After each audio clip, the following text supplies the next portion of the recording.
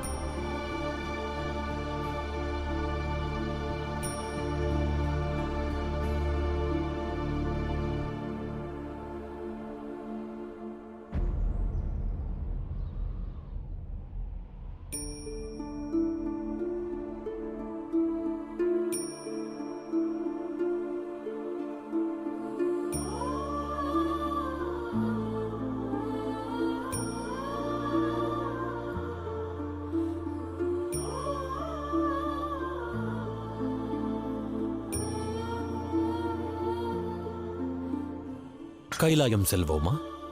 இல்லை மகாதேவா, நான் கைலாயம் செல்ல விரும்பவில்லை. நேர்ந்தது என்ன தேவி? கூறுங்கள். ஏதுமில்லை. தாங்கள் கைலாயம் சென்ற பிறகு தங்கள் தியானத்தில் லயித்து விடுவீர்கள். நான் தங்கள் தியானம் கலைவதற்காக காத்து கொண்டிருப்பேன். இதுநாள் வரை அதுதானே நடந்துள்ளது. இனி அது வேண்டாம். விவாகத்திற்கு பின் அவ்வாறே நிகழும் அல்லவா? பத்தியும் பத்தினியும் இல்லற வாழ்வின் கடமை ஆற்ற வேண்டும் அல்லவா? கூறுங்கள். அதுதான் எனக்கு அச்சமாக உள்ளது.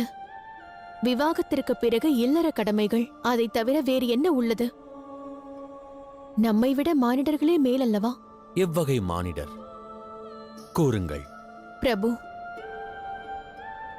மனம் மயங்கி நடனமாடிக் கொண்டிருந்தார்களே அவர்கள்.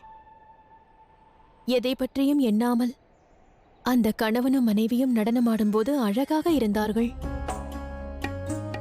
காண கண்கொள்ளா காட்சியாக இருந்தது.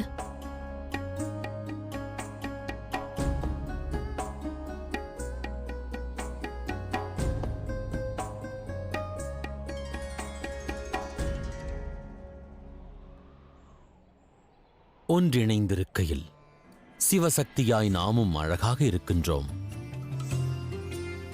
செல்வோமா? இல்லை மகாதேவா, எனக்கு விடையளியுங்கள். கைலாயத்தில் நாம் தனியாக இருந்திருக்கிறோமா? தேவி, தாங்கள் அவ்வாறு எண்ணுவதேன்? விவாகத்திற்கு பிறகும் நாம் ஒன்றாகவே இருக்கிறோம். உண்மைதானே? வாருங்கள். தாங்கள் பிரபஞ்சத்தின் மகாதேவர். இப்பிரபஞ்சத்தில் உள்ள அனைவர் மனதில் என்ன இருக்கிறது என்பதை தாங்கள் அறிவீர்கள். ஆயினும் தங்கள் மனைவியின் மனதில் உள்ளதை அறிய மாட்டீர்கள். தாங்கள் கைலாயம் செல்லுங்கள். நான் பிறகு வருகிறேன்.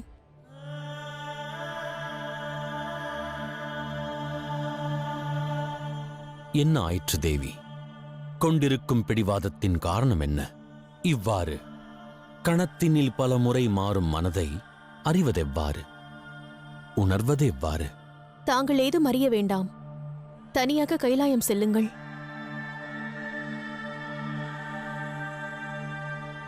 பொறுமை வேண்டும் தேவி.